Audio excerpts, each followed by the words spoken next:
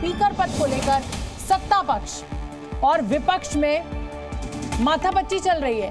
इस बीच सूत्रों के हवाले से खबर यह मिल रही है कि बीजेपी लोकसभा स्पीकर का पद अपने पास रख सकती है, वहीं डिप्टी स्पीकर का पद बीजेपी अपने एनडीए सहयोगी दल को देगी। अब देखना यह होगा कि इस मुद्दे पर इंडिया गठबंधन की रणनीति क्या होगी और ये इंतजार रहेगा कि वो जो डिप्टी स्पीकर होगा वो टीडीपी से होगा या फिर जेडीयू से होगा या फिर कोई और सहयोगी दल होगा। लेकिन फिलहाल जो बड़ी खबर निकलकर सामने आ रही है वो ये कि डिप्टी स्पीकर के पद पर एनडीए सहयोगी दल होगा, लेकिन स्पीकर का पद बीजेपी अपने पास रखेगी। जी न्यूज संवाददाता रविंद्र मेरे साथ इसी बड़ी खबर पर लाइव जुड़ रहे हैं। रविंद्र, देखिए ये तो पहले ही माना जा रहा था कि जो कशमकश है वो स्पीकर पद को लेकर है और बीजेपी तब जब गठबंधन की सरकार हो ऐसे में स्पीकर पद किसी अपने सहयोगी दल को दे दे, ये बहुत मुश्किल है और सबसे बड़ा दल भी बीजेपी है। और अब ये इस खबर पर क्या मोहर आप लगा रहे हैं कि स्पीकर का पद बीजेपी अपने पास रखेगी?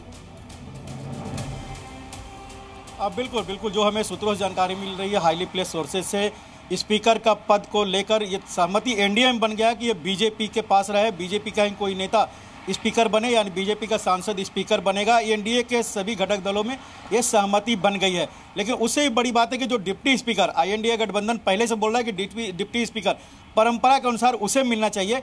ये भी हमें सूत्रों से जानकारी मिली कि डिप्टी स्पीकर का पद भी एनडीए अपने पास ही रखेगा। हालांकि इसकी पुष्टि नहीं हुई है, लेकिन बहुत संभावना है कि टीडीपी के किसी नेता को ये मिल सकता है डिप्टी स्पीकर का पद। यानी स्पीकर और डिप्टी स्पीकर दोनों एनडीए के पास होगा, जिसमें बीजेपी के पास स्पीकर और बहुत संभावना है कि टीडीपी के पास डिप्टी स्पीकर हो।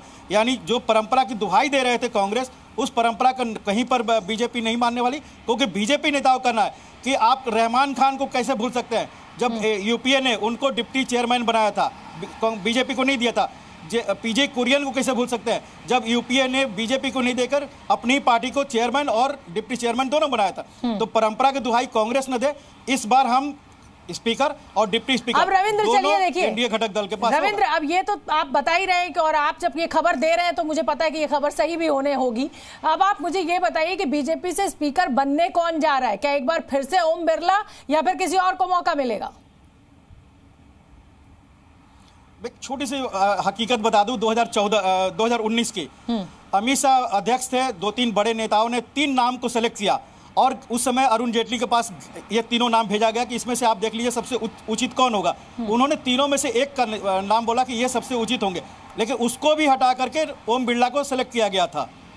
तो नाम किसका होगा तय करना काफी मुश्किल है। फिलहाल ओम बिरला भी एक दावेदार हैं।